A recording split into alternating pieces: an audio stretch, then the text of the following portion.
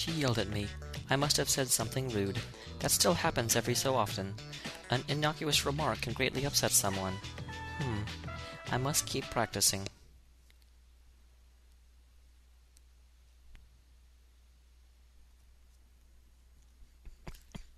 Poor Naoto. I climbed the stairwell and noticed a silhouette in one of the classrooms. Looking carefully, it could be that student council president, Labrys. I will be relieved to have caught up with her so soon. But the hand I raised to knock on the door inadvertently stops. Wait, could she be my next opponent? She wasn't in the promotional video, but neither was I, and yet I am being forced to fight in the Grand Prix. But there's no point in worrying about that now. I cannot change the path I take, nor the opponent I must face. I prepare myself and knock lightly on the door. You're that girl from before. The girl turns and notices me. I set foot in the classroom, and there's no immediate interruption from General Teddy. It looks like he's not scheduled a match between us. I breathe a sigh of relief. What are you doing here? Ain't it obvious? I'm cleaning up the classroom. It's no picnic, what with people running wild and wrecking things. I wonder if this is the classroom that Elizabeth crashed through the ceiling of. It looks like it is, because up at the top you can... Oh no, there's like cameras or something. You can see a hole in the top of the classroom. She takes down the chairs piled on top of each other and lines them up. After a few minutes, she takes a breath. Though she's complaining, there's a gentle smile on her face. But I guess this is all in a day's work for a student council president. We'll look back on it and laugh, right? You seem like you're having fun. That's because I love my school. Even the chores are fun for me. The reason I wanted to be president is because of that. Oh, it can be rough when things get out of hand like this. But it's dangerous here. You must leave at once. Won't you come with me? She seems confused by words and tilts her head to one side. What? You're worried about me? Hey, I'm the president. And you might not think so to look at me, but I ain't no slouch in a fight. I'll be fine. No, that's not what I mean. How should I put this? She still has no idea of the danger. She walks up next to me and I take a long look at my face and Your giggles. clothes are pretty out there, but I can see you mean well. Thanks. Some of these students won't listen to a word I say, but I feel like I gotta be here. No, I wanna be here. Okay, the chat is starting to really kind of frighten me. Even if it puts you in danger? You're really a drama queen, aren't you? Who's to say I'm in danger for sure? Besides... Her eyes burn with affection for something Even if dear you're to right, her. I'd want to stay here. There is no need to test her commitment. It is consistent with the fact that this world is being created. Then, is she human? I always wanted to go to school with everyone. Just like normal. That's all. Does that imply you couldn't do so before? You're asking me that now, honestly? Back then, She stops abruptly. I wait patiently for her to continue, but her face twists with suffering. She puts her fingers to her temple, and her knees begin to buckle. Weird. The past. How come it's... She begins to fall, and I catch her. Ah, that precious moment. That precise moment. There is a strong reading from my fingers as soon as I touch her. It's strong, like touching a hot stove. This is the same reading as when I first stuck my hand into the TV. It's coming from a personality module, a piece of lost technology called Plumes of Dusk by the researchers due to its shape. I have one inside me as well. It's not merely strong evidence, it's conclusive. There are still questions to be answered, but this girl can be none other than Labrys. At the very least, she is not human. Sorry, I'm not feeling so good all of a sudden. The memory she was trying to access is causing conflicts with her current level of awareness. If she tries to remember, she'll not be able to maintain her mental state. It's the memory that has changed. I hold her close and wait for her to calm down. But her reaction does not improve, it gets worse. She shakes violently, as if electrified. Suddenly, a bright light bursts in front of my eyes. Is something flowing into me? I quickly let go of Labrys, but it does not fade away easily. Images I don't recognize flow together in my head. Okay, this is what actually happened. One after another at incredible speeds. I saw a lot of scenery. Labrys' memories? The torrent of data finally subsides. I analyze the data to find out what happened, and then I understand. It did not flow into me. This data was already dormant inside of me. I am the last number of the anti-shadow weapon project. I inherited all of the data from previous models of the same type, both tangible and intangible. Labrys' memories were part of it. Normally the developers would not upload data to me that was unrelated to battle, but the Plume of Dusk is a black box. It is possible that something was transferred somehow through that. Thinking about it, that might be the reason I thought I saw Labrys at the airport. The glimpse of the newly awakened Labrys caused my buried records of her appearance to be called. Perhaps that is what happened. Unfortunately, those memories I have just accessed are in complete disarray. I can't just flip through it like an album. The video records were not arranged in chronological order, making them useless in their current state. However, there is one memory that left an impression on me. The sea. The cerulean sky and lingering clouds, the emerald blue water. All of the other memories are of cold mechanical rooms, or the night sky, but this one is different. What was that just now? Yeah, guys, please keep chat civil. Seriously? Labrys staggers as she stands up. Before I can ask her anything, she abruptly shakes me off and runs out of the classroom. Wait! I try and chase after her, but after only a few steps I tripped over my own feet. The information overload has prevented me from making any sudden movements. I fight through it while dragging what feels like several times the weight of my legs when... Are you sure you want to take that girl out of here? Interesting. I stumble to a stop and look around, searching for the hidden speaker. This is the only place she can fit in. No one will understand her once she steps outside. But she can't become human either. So she has no other choice but to wallow in this illusory school. Pitiable, isn't she? But this is the only way she can be happy. Are you going to take that from her? Who are... I stop, suddenly realizing the answer to my question and catch my breath in my throat. This voice, it's What mine. What will you do after you take her from here? Lock her up in a box again? How cruel. No wonder she ran away. Ran away? What are you... You don't mean... You finally figured it out? Labrys wasn't brought here by some sinister mastermind. She escaped on her own and came here. That can't be. The suspects in the hijacking case... Labrys wouldn't know to come here. I'm sure you've seen the opponents you fought so far robbed of their sanity. Have you forgotten already? You're saying that was Labrys' doing too? Yes. Her heart gave birth to this world, and that power is one of her abilities. From some special equipment. With a power like that, wouldn't it be simple to control a number of ordinary people? It's true that the hijackers were confused, and that there were signs of mental interference. It does seem strange to go to so much trouble to come to a place like this. If she did in fact do this, then she must face herself. What gives you the right to say that? Suddenly, the tone of her voice changes. She speaks very gently, like a parent You've correcting a child. experienced suffering before, too. It pains you to have a heart, knowing that you can never be human. Even if there was someone you considered to be worth fighting for, you can't be a real companion to them. That's why you chose to protect them as a weapon. But in the end, you still lost them. What do you know about me? Mere words will not cause me to abandon hope. A brave bluff. But a tool like yourself can never be a true partner for a human.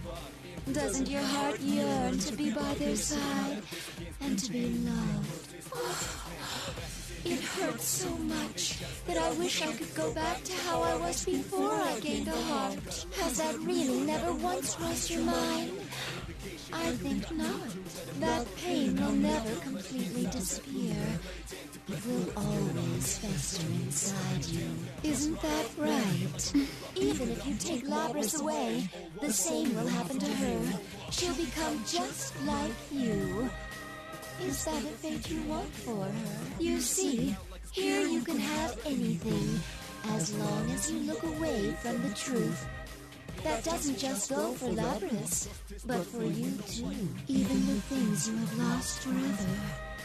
Here, you can have them back. What are you? I cut myself off, realizing I'm becoming fascinated with the voice. This isn't good. I cannot let the voice deceive me. I must get its speaker in my sights first. I carefully attune myself to the source of the voice and quickly turn in that direction. But the person standing there is me. Or rather, something that looks like me. At first, I think the overload is affecting my sensors, but that is not the case. I'll take away your suffering. Now, take my hand, Aigis. I smile and extend my hand. I feel sick. This is very confusing. I don't know what to do. My mind advises caution, but my heart does not listen. Then, all of a sudden, a door opens in the corner. Interruption of this seemingly trivial conversation. This unexpected event brings me back to reality, and I realize that I was nearly seduced by its promises. On a second look, I can see the woman beyond the door. You can see the woman... Okay, look, you've met her before, Aigis. You've been to the Velvet Room. The distinctive blue dress. I recognize the attire of an elevator girl. You've met her before. Her name was Elizabethson, I believe. But why is she here? Elizabeth walked right in and stands in the center of the room. There is nothing outwardly or abnormal about her pose, but it is as imposing as a battle stance. She opens her thick, leather-bound book and then smiles dauntlessly at the other me. Excuse me, but I would like a word with this lady over here. Would you mind leaving? Who are you? If you don't leave the two of us, I must resort to giving you a hearty thrashing with my book. It's a hardcover, leather-bound edition and is quite powerful. Enough to do over 4 digits on average, I'd say. Without warning, the pages of the book open and overflow with light. I don't believe this. The other me's face flinches in pain, and she vanishes into thin air while spitting a curse. Did she cease to exist? I can no longer pick up any readings on her. The tension leaves my body, and I collapse to the ground. While I am there, Elizabeth walks towards me. I had first met her 2 years ago. Her attire is somewhat strange, but the place I met her was even stranger. A blue room. That is the only way to describe the mystical space. The residents called it the Velvet Room. I do not believe it is at all part of the real world. There, Elizabeth was one who governs power. She helped me to grow spiritually by introducing me to the power of personas. I never imagined she would leave that room, let alone that I would run into her here. Yet her appearance here has saved me. I'm sorry for that. Thank you for saving me. Did I save you? She stares straight at me, then lets out a long sigh of I disappointment. was on a journey for personal reasons, but I sensed some extraordinary powers clashing against each other and came to see what all the fuss was about, only to be met with this bitter disappointment. I am baffled by her Please, candidness. Dan, have you already forgotten the enlightenment you gained before me once? Has it escaped your prodigious goldfish-like memory? It seems that I must once again ascertain what you are truly capable of. She speaks in tones that is she engaging in everyday conversation and opens her leather-bound book again. I suddenly feel the deadly force of her intent, fierce as a gust of wind. Something about me has disappointed her. I know that much. But I clearly have no time to ask her what it is. Here goes. The cards will decide your fate.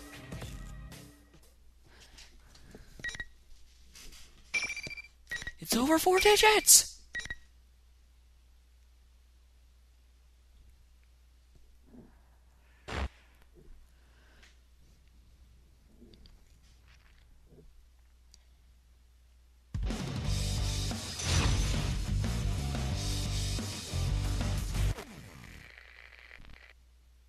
Final.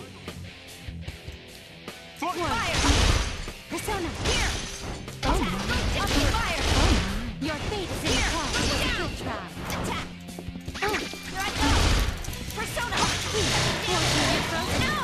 Severe impact! Severe no! Severe irreversibly dead! Here! My attack! What? First! Intense fire! The timing! Send back first! Look down! Here I go! Maximum speed! Fire! Attack! Heavy damage! Firing! My here! First! Come on, Elizabeth. You can do better than this.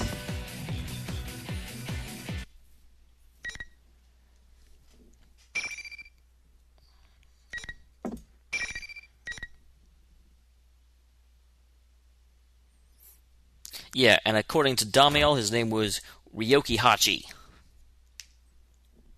Well done. Elizabeth stands from her kneeling position. That wasn't really kneeling. Though she lost, she does not so much as break a sweat. While, for my part, I am detecting a strain on my entire drive system. I can see myself, lacking the energy to even speak, reflected in Elizabeth's clear eyes. You are indeed neither man nor any ordinary machine. You are truly singular. But then can anyone be said to be the same as anybody else?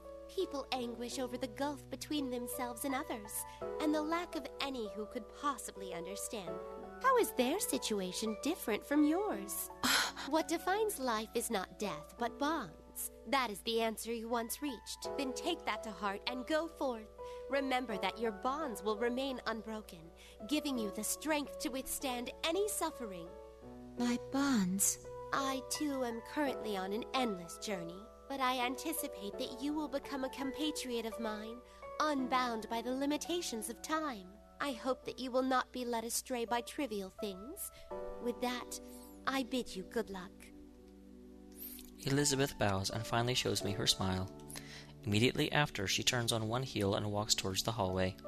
I suddenly remember. There are rules to this tournament delineating behavior after a match.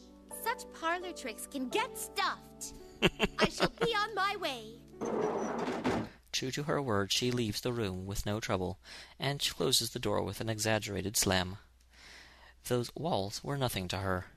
Come to think of it, Labrys didn't seem subject to those rules either. Do they only apply to participants in the tournament? No, in Elizabeth's case, it simply does not matter to her. Remains a complete enigma. I find it amusing, which allows me to feel more It relaxed. may be true that this world can grant one's true desire, but I want Labrys to see past herself to a world where other people matter. Even if one discards their bonds to avoid pain, all that awaits is a numb, desert-like future with no promise. I thought as she did once, so I'm sure I can understand her. I, too, felt the same as Labrys when I went through an incredible trying ordeal. If there's no one to stretch out their hand to her, she'll hide herself deeper within her blockade. Labrys has fallen into a trap she cannot escape from on her own. That is because the key to extricating herself is the realization that one is not I want to alone. form a bond with Labrys, with my sister. I want to teach her things that she cannot learn if she is alone. Saying it out loud helps to strengthen my resolve. I change my approach and focus on searching for a way to save her. Still, that thing that looked like me. Was that what Naoto-san meant by a shadow going berserk? My own shadow. Thinking of it that way sheds some light on things. Of course, I can control my persona and have some tolerance for this world, but the heart cannot be so easily stabilized. If the same thing happened to Labrys, I suddenly realized the dangers involved. I impatiently suppress these thoughts and dash out into the hallway.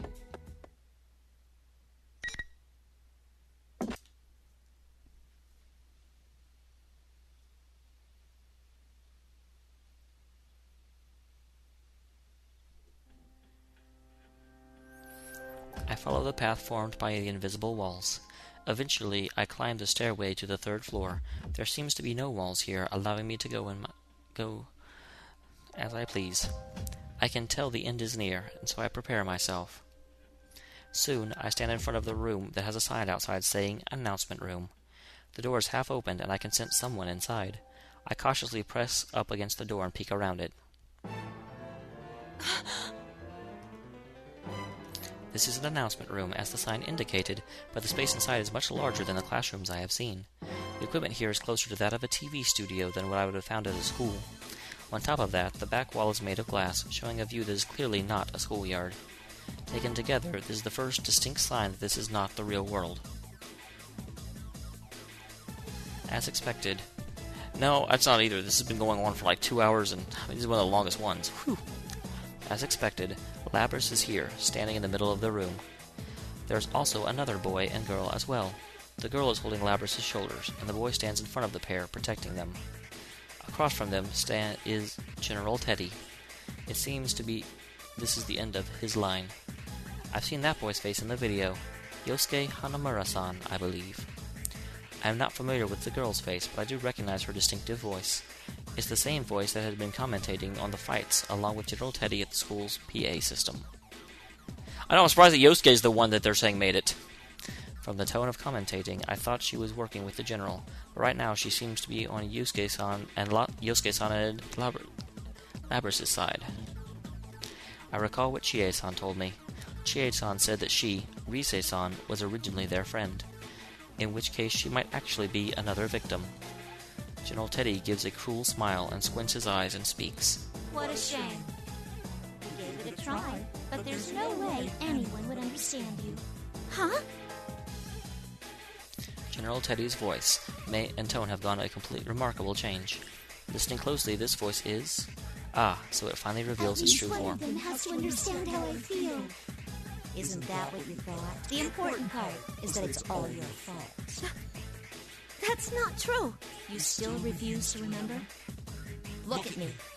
And stop deluding yourself.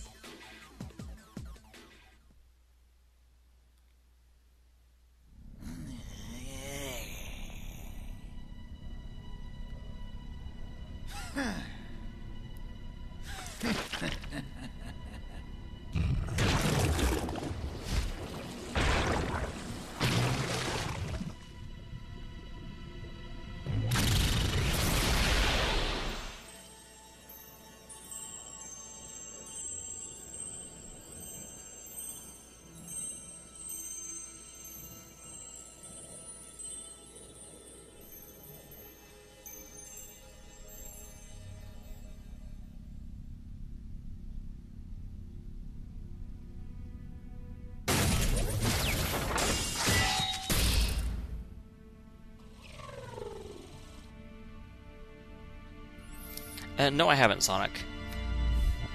I have not used Shadow Labrys at all.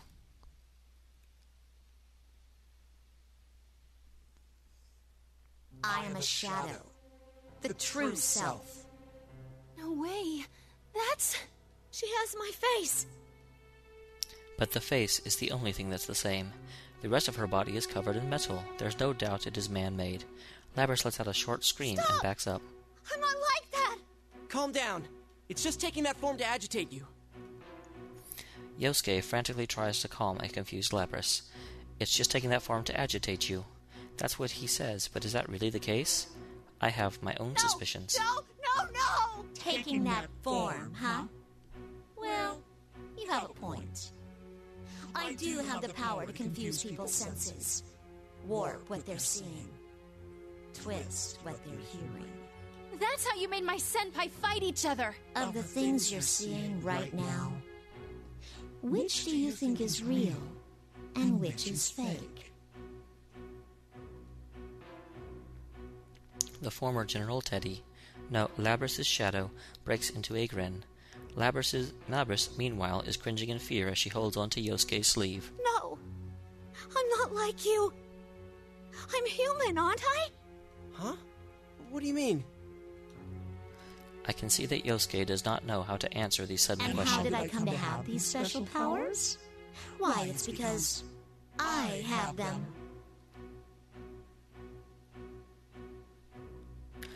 With that, the shadow snaps its fingers. At once, static like that turned on a poorly tuned TV screen starts appearing around Labrys and slowly envelops her. I enhance my vision. Nothing is happening to Labrys' body. It was my own vision that was clouded, or had been until now. Soon after the noise dissipates, an inhuman-looking girl is standing in her place. A robot? Metallic arms and legs extend from her uniform. Thrusters on her back spread like wings. It's just as I thought. Her body is identical to that of the shadow in front of her. Look, that's what she really looks like. It's her who's been deceiving you all from the start. Yeah, miss, I'm going to look like Teddy. Not only you, but herself, too. She really thinks that she's a human living a normal life at school. To reinforce her make-believe is real, she prevented herself from accessing any memories that could contradict that. She even sealed away her own name. No! Stop! Why are you doing this? Kindly hurry up and remember me. Remember yourself. It's pretty rude of you to even forget your own name. No! I don't want to remember! Huh. Is that so? Looks like you still need an extra push.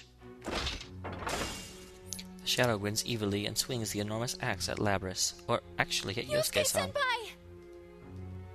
Before the axe can complete its arc, I am already in action.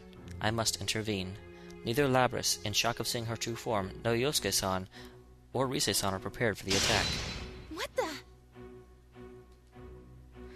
I deflect the strike with the metallic part of my arm. Your entire arm is metallic! It was heavier than I anticipated. The battle axe is a giant lump of metal that blocks most of my vision. Wait, you're a robot too?